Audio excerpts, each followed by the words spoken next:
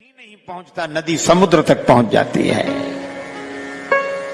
अगर देखें तो हमारी जिंदगी बिखरा हुआ जल हो गई है।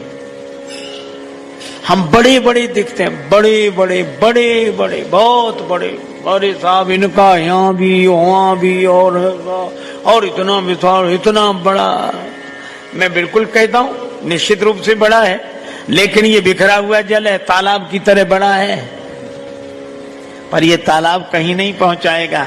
और अगर श्रद्धा संतोष के बीच में जीवन की सरिता बहती तो परमात्मा रूपी समुद्र तक पहुंच जाती। और ये तभी होगा। अब धन बिल्कुल है, धन चाहिए, धन के बिना कोई काम ही नहीं बनता, जरूरी है। लेकिन धन को लेकर दो स्थितियां समाज में दिखाई देती। दो, कुछ लोग हैं जो धन को छूते नहीं है, कुछ लोग हैं जो धन को छोड़ते नहीं है।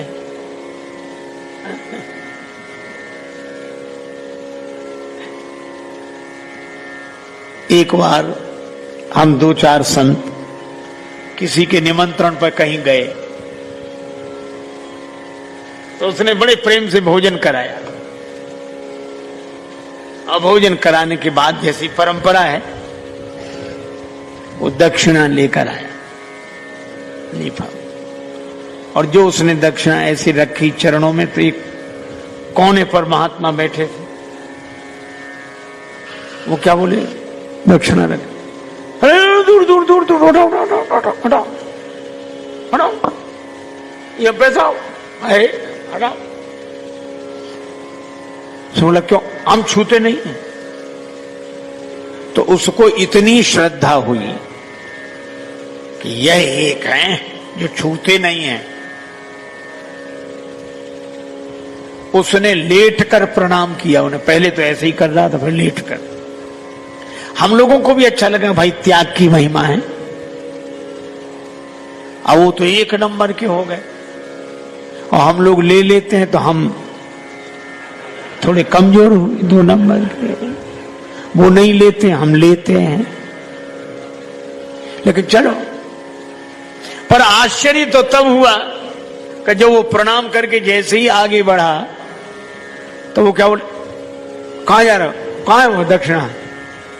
बोले आप तो छूते नहीं। बोले हाँ छूते नहीं, एक काम करो, क्या इस कपड़े में बांध दो, ले इस कपड़े में। हमारे बगल में एक महात्मा बैठे थे, वो हंसकर बोले कि ये तो बांध रहे हैं, छूते नहीं हैं। तो हमने कहा ये छूते नहीं, बांधते हैं। तो हमसे नाराज हो गए, क्या समझते हो, संतों की महिमा नहीं जानते। मैंने, अरे महाराज गलती हो गई, लेकिन एक निवेदन करूं, जब आप इस कपड़े में बांध रहे हैं, इस कपड़े में, तो ये भी तो कपड़ा ही है। वासांश जीर्णानि यथा विहाय नवानि ग्रहणाति नरोपराणि, यह भी कपड़ा है। हमारे गुरुदेव भगवान कहते थे, है भूत पांचों का बना, है भूत पांचों का बना, यह वस्त्र सुंदर आपका, बनता बिगड़ता है यही, नहीं कुछ बिगड़ता आपका।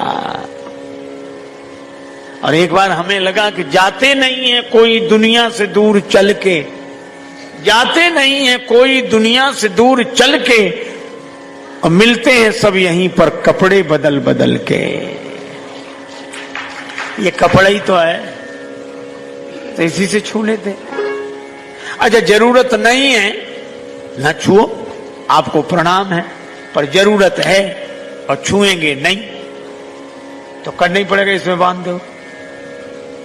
तो कुछ लोग हैं जो छूते नहीं हैं, और कुछ ऐसे हैं जो छोड़ते नहीं हैं। एक जगह सत्संग हो रहा था, लोगों ने कहा दान दो, धन धन्य होगा। अरे बोले सब तो दे रहे हैं, हमारा देना कोई जरूरी है? अरे नहीं नहीं, दे दो दे दो। बड़ी मुश्किल से 1 रुपया ले आया, दूसरे दिन सिक्का मुट्ठी में दबाए, अब दे नहीं। बार बार सोचे दें कि न दें, दें कि न दें, दे ही दें, दे ही डालें, और सिक्के को और दबाए। दिल तो नहीं पसीजा, हाथ पसीज गया। कब जा ही रहा है, जाते जाते देख तो लें। सो मुट्ठी खोल के देखा, सो पसीना। सो रुपए से बोला कि हम किसी को नहीं देंगे, तुम बहुत रोते हो। फिर जेब में डाल लिया।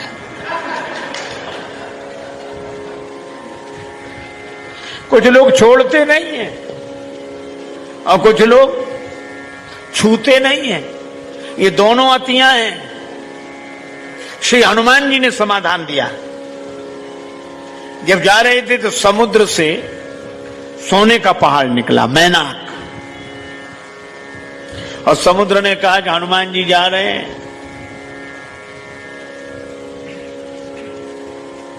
असल में पुराने जमाने में इन पहाड़ों के पंख होते थे। आप कल्पना करो कितनी भयावह स्थिति रहती होगी, कब किस पहाड़ के उड़ने का मन हो जाए। पंख थे, सो पहाड़ उड़ते, और उड़ने में तो कुछ ज्यादा दिक्कत नहीं, उड़ते उड़ते कहां बैठ जाएं। सो आबादी वाली जगह में ही धमाक से बैठ जाते, आबादी खत्म। ब्रह्मा जी बड़े परेशान कि हम एक एक करके बनाते हैं, इकट्ठे मिटा देते हैं। अब ये कथा का बड़ा अद्भुत रहस्य है। ब्रह्मा जी हैं बुद्धि के देवता। जब ऐसे अत्याचार करने वाले लोग जो समाज को मिटाते हैं, तब बुद्धिजीवी परेशान होता है, बुद्धिजीवी हैरान होता है। तो बुद्धिजीवी ब्रह्मा जी ने शिकायत की, किससे? देवराज इंद्र से।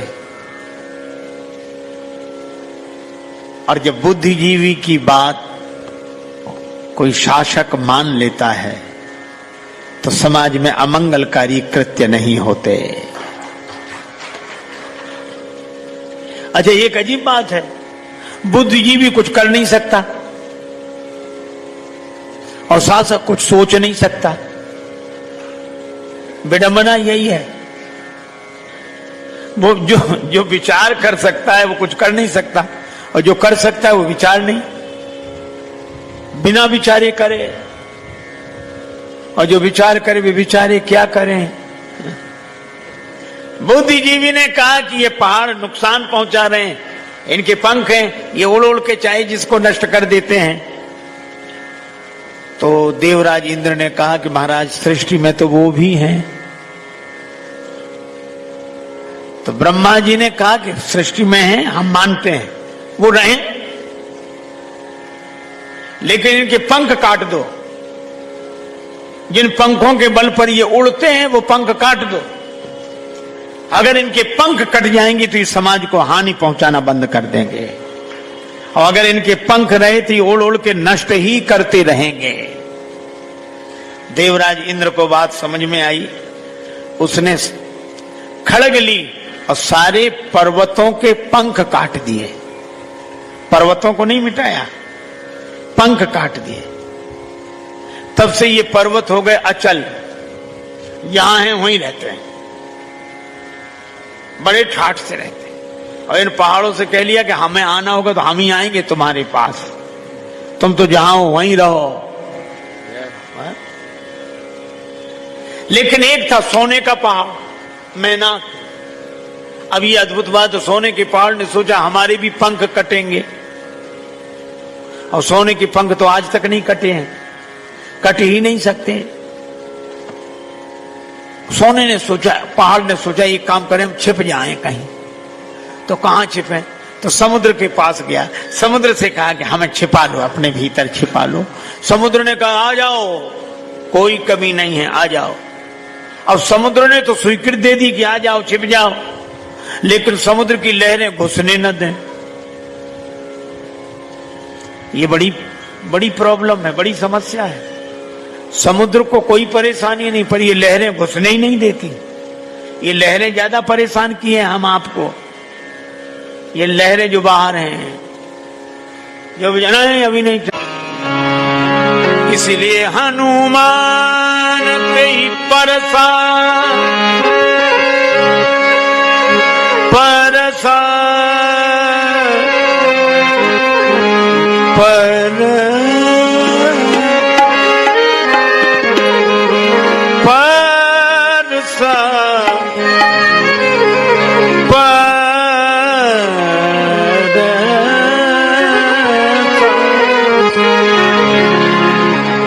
हनुमान तेई पर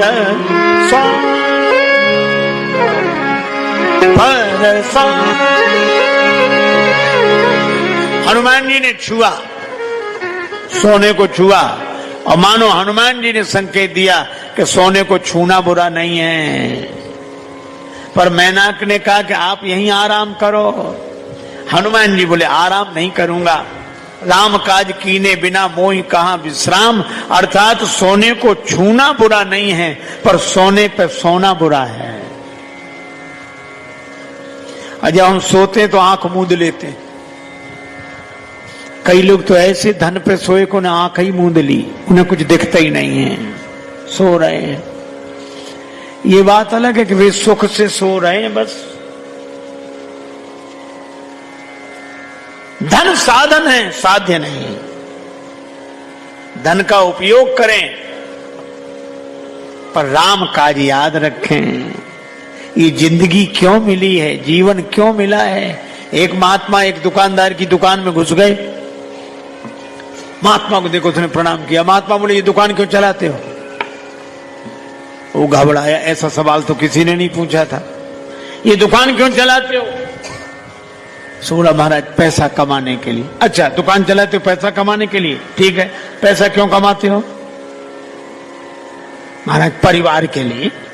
अच्छा, दुकान चलाते हो पैसा कमाने के लिए, पैसा कमाते हो परिवार के लिए, परिवार पालने के लिए। हाँ, परिवार क्यों पालते हो?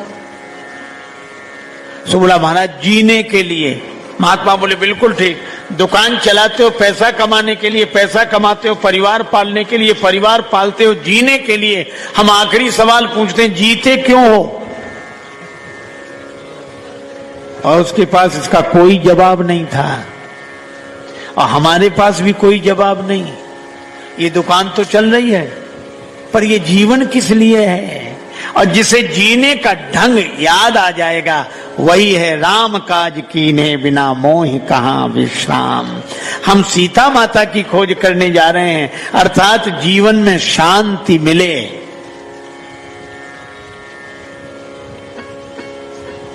धन में सुख हो सकता है, शांति नहीं।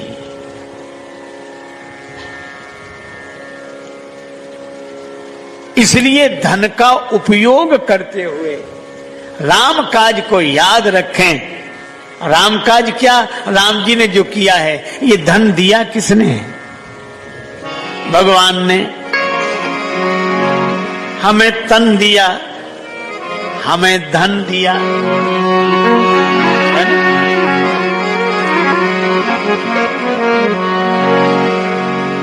राम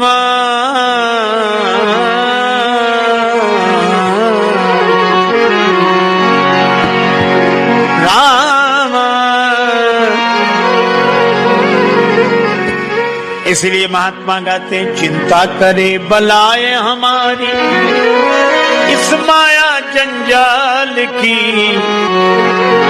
बलिहारी बलिहारी बोलो बलिहारी नंदलाल की। बलिहारी बलिहारी बोलो बलिहारी नंदलाल की। बलिहारी बलिहारी बोलो बलिहारी नंदलाल।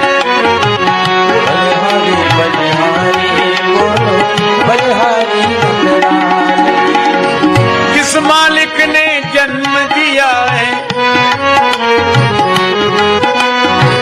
जिस मालिक ने जन्म दिया है, अन्न वस्त्र भी देवेगा। जिस मालिक ने जन्म दिया है, अन्न वस्त्र भी देवेगा। सिर ढकने को छत देवेगा, खबर हमारी लेवेगा। सिर ढकने को छत देवेगा, खबर हमारी लेवेगा। भजन करो निश्चिंतो चिंता, भजन करो निश्चिंतो चिंता। छोड़ो रोटी दाल की। बलिहारी बलिहारी बोलो बलिहारी नंदलाल।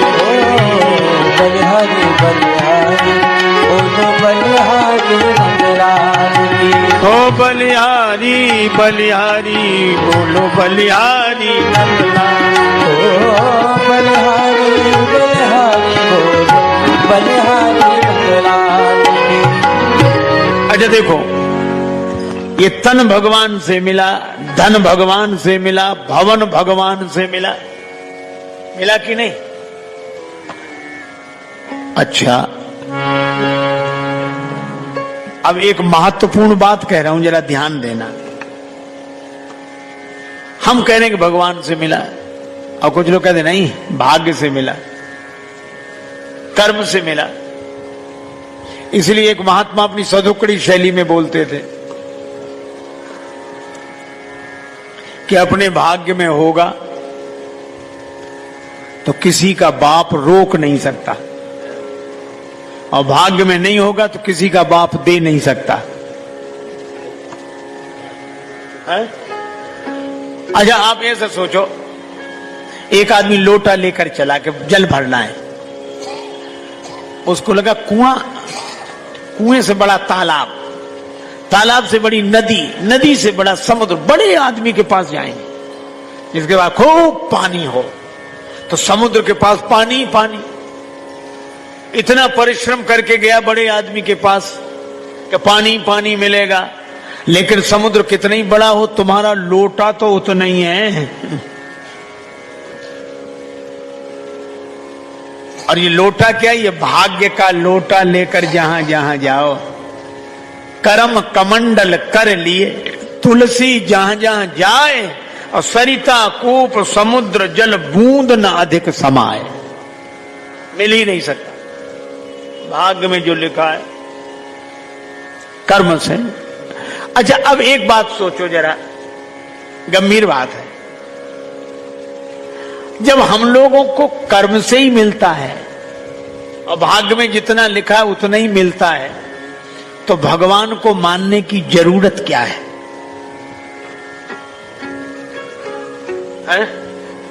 अच्छा, सचमुच ये तर्क कहता है कि जरूरत क्या है?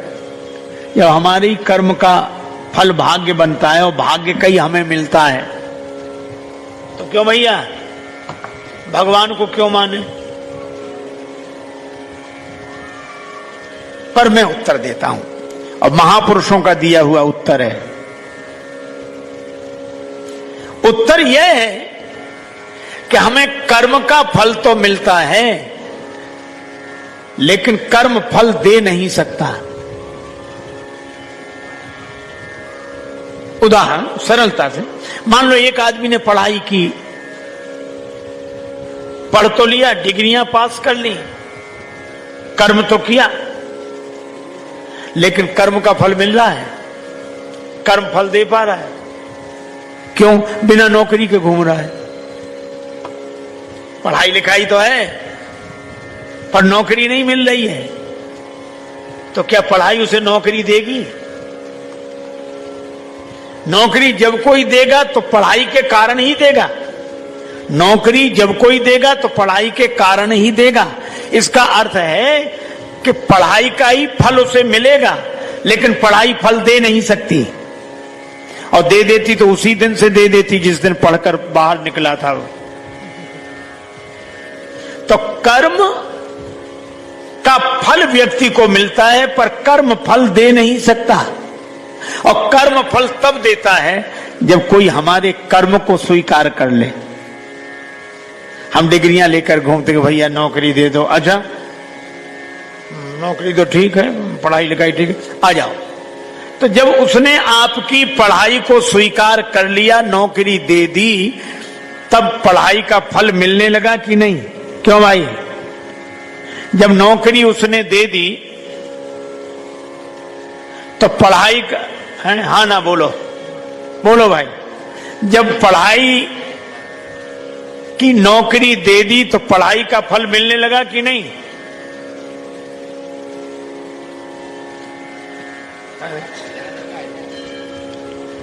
चलो,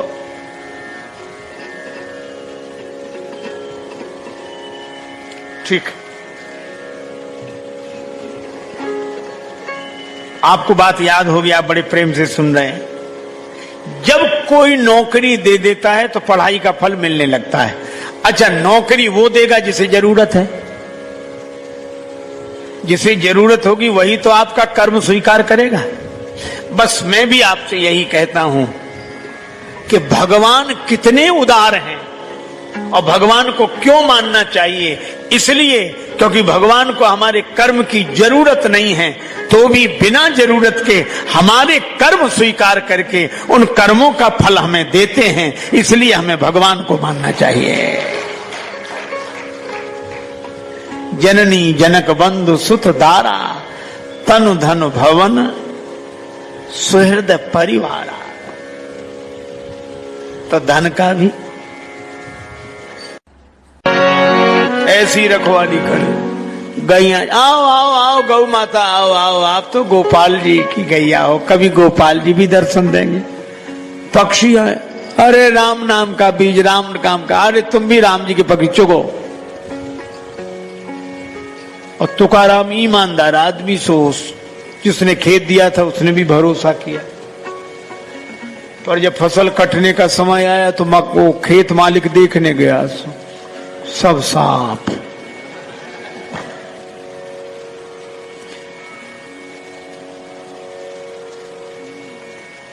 खाली डालियां खड़ी, तिनके खड़े, डंठल खड़े।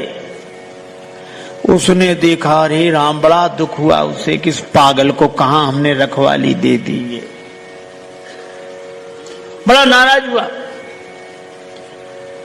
होता तो 8-10 मन अनाज था, बोला 25 मन होता था, नहीं मिला तो तुमसे ले लूंगा। तो तुकाराम बोले, आप तो खेत कटवाओ। वो बोला, क्या कटवाएं, बचा क्या है जो कटवाएं।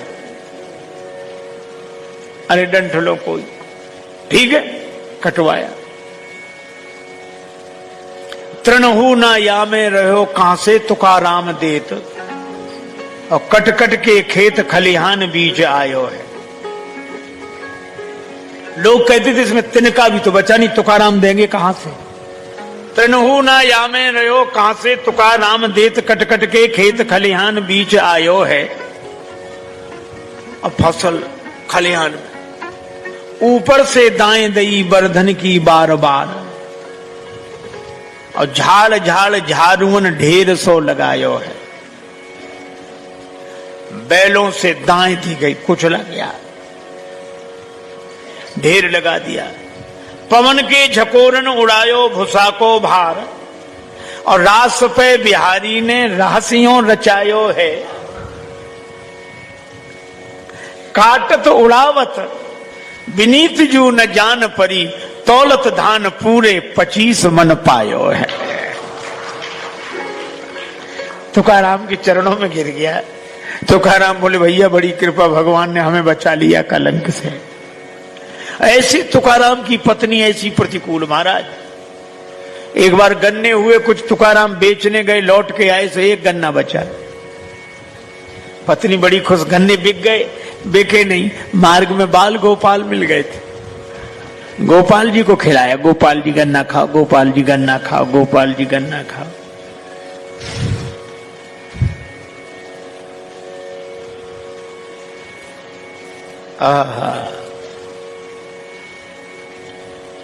पत्नी को इतना गुस्सा आया, एक बचा, क्या करें इसका। सो गन्ना उठा के तुकाराम जी की पीठ पे मारा, 2 टुकड़े हो गए। तुकाराम जी बोले, बड़ी समझदार हो, हम तुम 2 गन्ना, एक अब 2 टुकड़े को, एक तुम चूस लो, एक हम चूस ले। किसी ने कहा, आप नाराज नहीं होते। तुकाराम बोले, काहे को नाराज हो, भगवान की बड़ी कृपा है। क्यों, पत्नी अगर अनुकूल मिली होती तो मन इसी में लग जाता, पत्नी प्रतिकूल मिली है तो भी मन भगवान में लगा है कि भगवान बड़ी कृपा आपने। और नरसिंह जी की पत्नी की मृत्यु हो गई। नरसिंह जी बोले, भगवान बड़ी कृपा। मैं कहता हूं, जब इन प्रतिकूल परिस्थितियों में भी इन संतों ने भगवान की कृपा देखी है, तो क्या हम अनुकूल परिस्थिति में भगवान की कृपा नहीं देख सकते हैं। इसलिए रोज सोचा करो, मिला क्या है, और जो मिला है वो किसी ने दिया है। तन धन भवन सुहृद, अब परिवार, ये हमारे परिवार के हैं, ये हमारे कुल के हैं, ये हमारे गोत्र के हैं।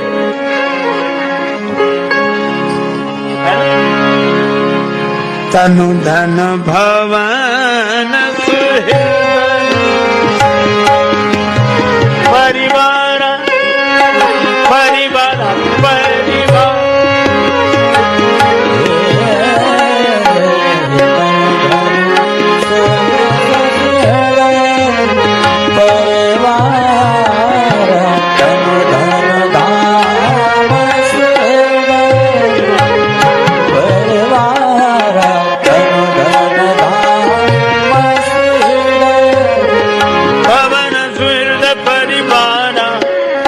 भवन स्वेत भवन स्वेत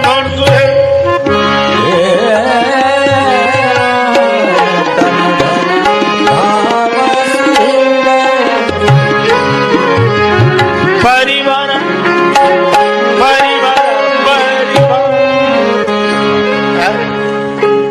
अच्छा देखो हम लोग कितने गौरवान्वित होते हैं, कोई गोत्र का मिल जाए, जाति का मिल जाए, पर ये तो हमारे परिवार के, हम ये हैं, ये भी ये हैं, इनका जो गोत्र है वही हमारा गोत्र है। मैं गलत नहीं कहता, खुश होना चाहिए, अच्छी बात है। लेकिन आप एक बात सोचो, इनसे तो आपका गोत्र मिलता है, ये आपके परिवार के हैं, पर कभी आपने सोचा भगवान से आपका गोत्र मिलता है कि नहीं?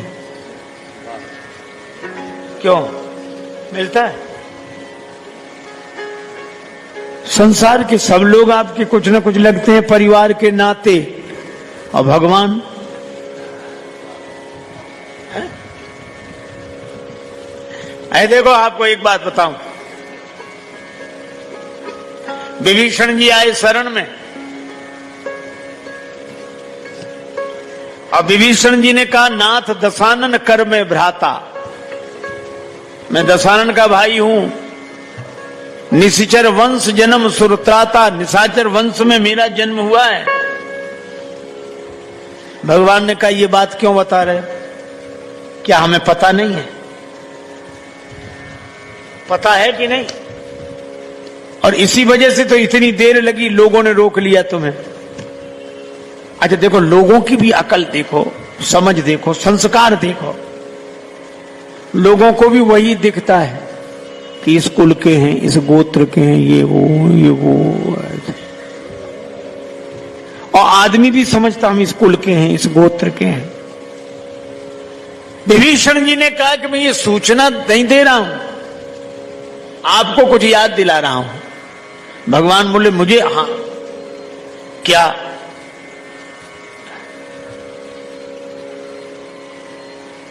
आपने गृधराज जटायु जी को कोई वचन दिया था? राम जी बोले हाँ, मैंने कहा था सीता हरण तात जनि कहो पिता सन जाई, और जो मैं राम तो कुल सहित कहाई दशानन आए। सीता जी के हरण का समाचार पिताजी को मत सुनाना, अगर मैं राम हूं तो कुल के सहित रावण आकर ये समाचार सुनाएगा। इसका मतलब है कि जहां दशरथ जी हैं वहीं जटायु जी जा रहे हैं, लेकिन अगर मैं राम हूं तो कुल के साथ दशानन ये समाचार सुनाएगा।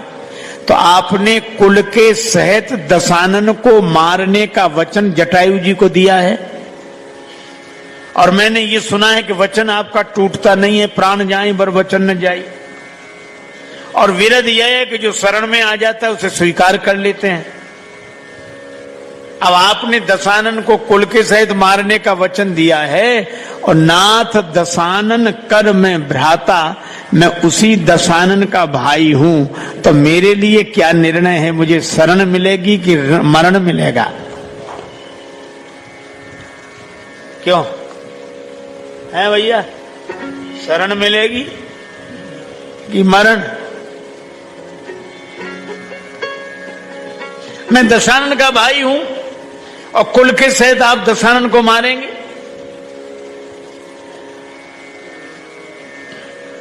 वचन टूटता नहीं है, विरध बिगड़ेगा नहीं। अब भगवान चुप, सुग्रीव जी बोले हमने पहले ही कहा था इसे मत लो शरण में, आते ही उपद्रव शुरू कर दिया कि नहीं। अब वचन रखें तो विरध टूटता, विरध रखें तो वचन टूटता। भगवान राम बोले विभीषण कुछ और कहना है? हाँ।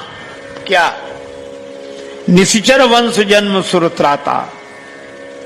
आप ये कहें कि जटायु जी को आवेश में कह दिया था, तो आपने ऋषि मुनियों के सामने भुजा उठा के प्रतिज्ञा की है, निश्चरहीन करूं मई भुज उठाए प्रणकीन। भुजा उठाकर प्रतिज्ञा की है कि नहीं? भगवान बोले हाँ की है, निशाचरों से रहित कर दूंगा पृथ्वी को। और विभीषण जी बोले मेरा जन्म उसी निशाचर वंश में हुआ, निश्चर वंश जन्म सुरत्राता, तो मेरे लिए क्या शरण की मरण। भगवान राम ने बड़ा सुंदर उत्तर दिया। राम जी बोले विभीषण जी, जटायु जी मेरे लिए पितृ तुल्य पूज्य हैं, उनको दिया गया वचन अवश्य अवश्य अवश्य पूरा होगा। और महात्मा तो मेरी आत्मा है, महात्माओं के सामने की गई प्रतिज्ञा अवश्य पूरी होगी। विभीषण जी बोले तो आगे का अर्थ हमें खुद समझ लेना चाहिए,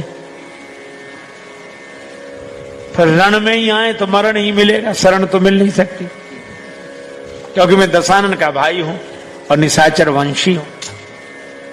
पर भगवान राम ने बड़ी सुंदर बात कही, लेकिन विभीषण जी आपको शरण में लिया जाएगा। अरे महाराज फिर हमें कैसे शरण में लो? भगवान ने कहा कि सुनो, पहले ये सिद्ध हो जाए क्या तुम सचमुच दशानन के भाई हो।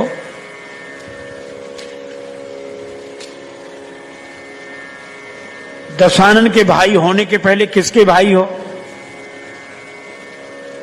मुझे पता नहीं। राम जी बोले मुझे पता है। जब श्री हनुमान जी लंका में गए तो आपने ये नहीं कहा कि भक्त हनुमान, हनुमान जी नहीं कहा भक्त विभीषण, संत विभीषण, ना, हनुमान जी ने क्या कहा? तब हनुमंत कहा सुन भ्राता, हे भाई विभीषण सुनो, कहा था हनुमान जी ने। तो पहले ये सिद्ध हो जाए कि तुम दशानन के भाई हो कि हनुमान जी के भाई हो। विभीषण जी बोले वो तो ठीक है, लेकिन देही के नाते तो मैं दशानन का ही भाई हूं। भगवान बोले मैं देही का नाता नहीं मानता, मैं वैदेही का नाता मानता हूं। देही के नाते दशानन के भाई हो, पर वैदेही के नाते हनुमान जी के भाई हो। तो मैं दशानन के भाई को शरण में नहीं ले रहा, मैं हनुमान जी के भाई को शरण में ले रहा हूं। और हनुमान जी जिसके भाई हों तो माता कौन? देखी चाहूं जानकी माता, श्री जानकी जी माता है। अच्छा, जानकी जी जिसकी माता हो तो पिता कौन? प्रभु आप। श्री राम जी जिसके पिता, जानकी जी जिसकी माता, तो जिसके माता पिता सीताराम हो वो निशाचर वंशी होगा कि सूर्यवंशी होगा? इसलिए विभीषण तुम निशाचर वंशी नहीं सूर्यवंशी हो, तुम दशानन के भाई नहीं हनुमान जी के भाई हो। इसीलिए हम तुम्हें हनुमत भाई के नाते और सूर्यवंशी के नाते स्वीकार कर रहे हैं। यह है भगवान का भाव। भगवान अपने परिवार में मिलाकर एक कर लेना चाहते हैं और हम सारे संसार को परिवार मानते हैं, और भगवान हमें हमारे परिवार नहीं लगते। तुलसीदास जी ने तो अपना परिवार ही नहीं बताया, जाति गोत्र कुछ नहीं बताया। जब किसी ने तुलसीदास जी के लिए कहा धूर्त है, कोई बोला धूर्त नहीं अवधूत है, कोई बोला नहीं राजपूत है, कोई बोला जुलाहा है कबीरदास जी की तरह। तो तुलसीदास जी तो दुबे, आत्माराम दुबे के पुत्र हैं। तुलसीदास जी कह सकते हैं कि नहीं ये सब नहीं है, हम ब्राह्मण हैं। पर आप अद्भुत बात देखोगे, तुलसीदास जी ने कोई जवाब नहीं दिया। किसी ने कहा कि आप जवाब क्यों नहीं देते, कौन हो? श्री तुलसीदास जी बोले धूत कहो, अवधूत कहो, रजपूत कहो, जुलाहा कहो को। चाहे मुझे धूर्त कहो, चाहे अवधूत कहो, चाहे राजपूत कहो, चाहे जुलाहा कहो। तो अब चाहे कहने से नहीं, आप भी तो साफ साफ कहो। तुलसीदास जी बोले काहू की बेटी सो बेटा न ब्याहो, काहू की जाति बिगाड़ न सो। हमें किसी से रिश्तेदारी तो जोड़नी नहीं है, किसी की बेटी से बेटा ब्याहना नहीं है, जब हम अपनी जाति बताएं। अरे बाबा फिर भी सरनेम, आजकल लोग पूछते ना ये नेम सरनेम क्या है, लोगों का नेम से ज्यादा सरनेम में रस है। नेम तो ठीक, सरनेम क्या है। और श्री तुलसीदास जी के समय में भी सरनेम चलता था, अंग्रेजी का शब्द सरनेम, पर उस समय एक शब्द चलता था सरनाम। और तुलसीदास जी कहते हैं तुलसी सरनेम का, तुलसी सरनाम गुलाम है राम को। मैं राम जी का गुलाम हूं, यही मेरा सरनेम है।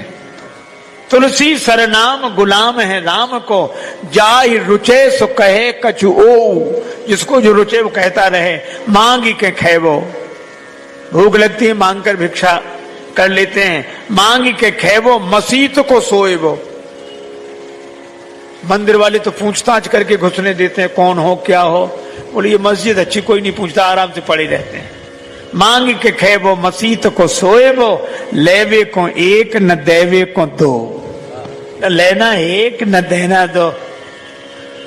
अरे बाबा फिर भी तुलसीदास जी नाराज होके बोले, अति ही अयाने उपखानो नहीं बूझे लोग, साहब को गोत गोत होत है गुलाम को।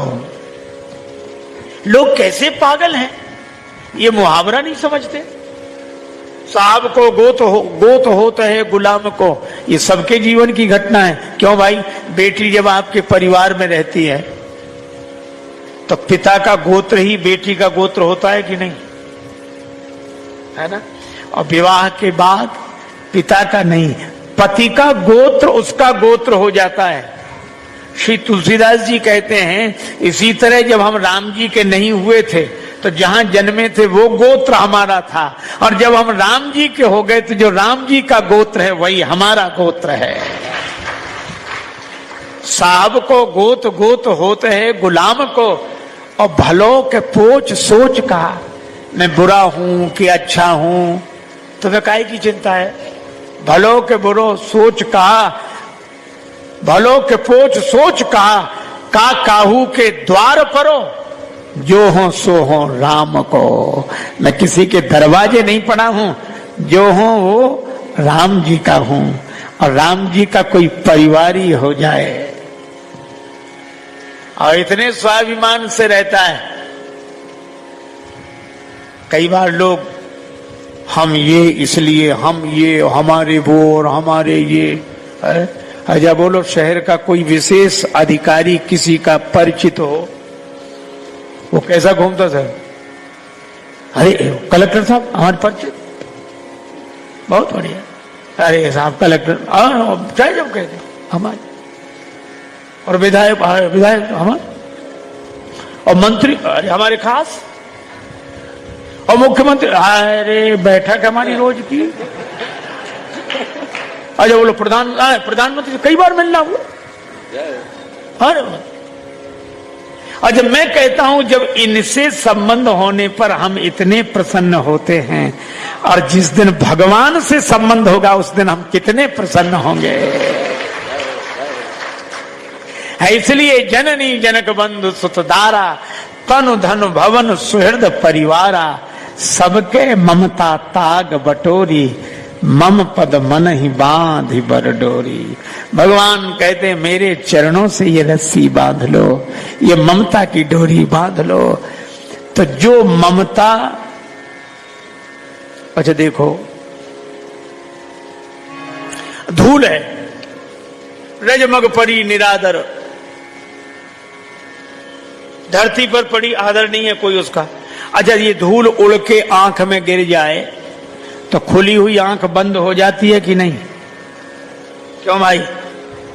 धूल अगर आंख में गिर जाए तो खुली हुई आंख बंद हो जाती है, और वही धूल गुरुदेव के चरण से जुड़ जाए तो बंद हुई आंख को खोल देती है। गुरुपद रज मृदु मंजुल अंजन नयन अमीय दृग दोष विभंजन।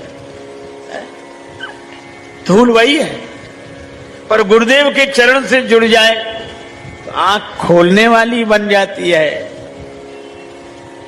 अरे पत्थर कितने ऊपर फेंको नीचे आता है, आता कि नहीं? अच्छा, जो न डूब रहा उसके गले में पत्थर बांधो तो और जल्दी डूब जाता है। तो पत्थर खुद डूबता है और न डूबने वाले को डुबा देता है। लेकिन जो पत्थर डूबने वाला है और दूसरे को डुबा देता है, उसी पत्थर को अगर नल नील छू देते हैं तो डुबाने वाला पत्थर पार करने वाला हो जाता है। उसी पत्थर को नल नील छू देते हैं तो डुबाने वाला पत्थर पार करने वाला हो जाता है।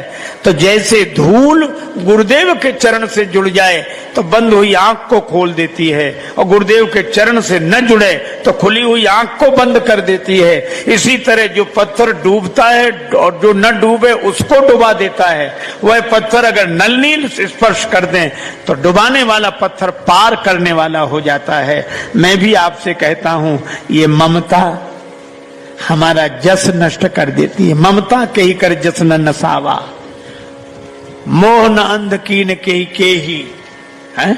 ये ममता अंधा बना देती है। ममता तू न गई मेरे मन से, कितनी निंदा की है संतों ने ममता की। लेकिन फिर मैं आपसे एक बात कहूंगा कि जो ममता हमारी आंख को बंद कर देती है, यही ममता अगर भगवान के चरणों से जुड़ जाएगी तो हमारी बंद हुई आंख को खोल देगी और हम धन्य हो जाएंगे। इसलिए भगवान कहते हैं, ममता को तोड़ो नहीं, ममता को जोड़ो। जगत से जुड़ी हुई ममता को भगवान से जोड़ो तो क्या जगत को छोड़ो? नहीं। तन है, तन को छोड़ने की जरूरत नहीं, पर तन भगवान का दिया है, धन भगवान का दिया है, भवन भगवान का दिया है, सुहृद परिवार भगवान के दिए हैं। जननी जनक बंधु सुतधारा, तनु धन भवन सुहृद परिवारा। बस इतना स्मरण बना रहे, यही स्मरण हमें भवसागर से पार करने वाला होता है। आप सभी लोगों के बीच में इन 5 दिनों से भगवान की मंगलमयी कथा होती रही, और इस प्रसंग पर पहली बार यह चर्चा हुई है। श्री हनुमान जी की कृपा से आपको अच्छा लगा, और हनुमान जी यही चाहते हैं कि हम लोग नाम स्मरण करें। नाम इसलिए करें क्योंकि उनका नाम लेना जरूरी है, ताकि याद बनी रहे। समर्थ गुरु रामदास जी, शिवाजी के गुरुदेव, उनको हनुमान जी का दर्शन होता था। गांव वाले बोले, बाबा हमको भी करा दो। का पूछेंगे हनुमान जी से। हनुमान जी से पूछा कि गांव वालों को भी दर्शन? हनुमान जी बोले, लेकिन शुद्ध कथा कहना। हाँ, गांव वालों से कही, गांव के बाहर फर्श बिछा, गैस की लालटेन लेके गए सब इकट्ठे, आज हनुमान जी आएंगे, गांव भर इकट्ठा। समर्थ खड़े हो गए, करताल ले ली, आंख बंद, श्री राम जय जय राम, बस श्री राम जय जय राम, श्री राम जय राम। अब लोग सोचें अब कथा होगी, अब कथा होगी। श्री राम जय राम, आंख बंद, श्री राम जय राम। गांव वालों ने सोचा, अरे पागल बना रहे, नहीं होगा, चलो चले। सो एक एक करके सब चले गए। 2 बैठे रहे, उनकी मजबूरी थी। एक की लालटेन थी, वो लालटेन पकड़े बैठा। एक का फर्श बिछा था, वो फर्श का कोना पकड़े बैठा। लालटेन वाला बोला, हम तो भागते हैं। फर्श बोला कि हम भगवान से कब से प्रार्थना की, बाबा नाच रहे, थोड़ा फर्श से नीचे उतरे तो फर्श लेकर हम भागेंगे, लालटेन लेके तुम। और जैसे ही नाचते हुए समर्थ जैसे ही फर्श से नीचे गए, फर्श लेकर तो भागा। एक आदमी लालटेन लेकर, दूसरा। और वो श्री राम जय राम जय जय। हनुमान जी प्रकट हो गए हंसते हुए, समर्थ आंख बंद करके बोले जय हो हनुमान जी महाराज आदि राज, आपने सब गांव वालों को दर्शन दे दिया, बड़ी कृपा बड़ी कृपा। हनुमान जी हंसकर बोले आंख खोल के देखो यहाँ दर्शन करने वाला है कौन? जो देखा सो कोई नहीं। कहां चले गए? अरे बोले कोई दर्शन वाले नहीं थे, ये तो लालटेन फर्श लेकर भागने वाले थे। तो आप मिलते किन्हें हो?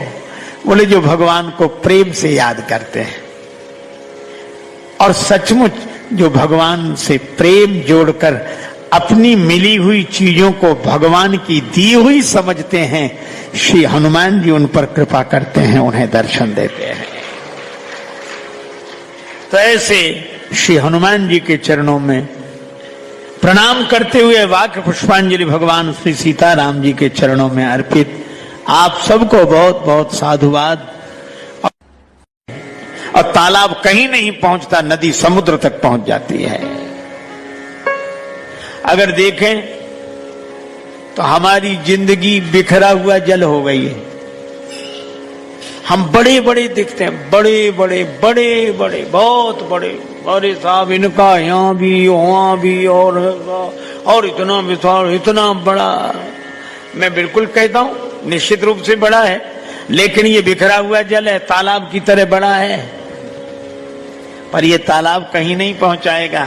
और अगर श्रद्धा संतोष के बीच में जीवन की सरिता बहती तो परमात्मा रूपी समुद्र तक पहुंच जाती।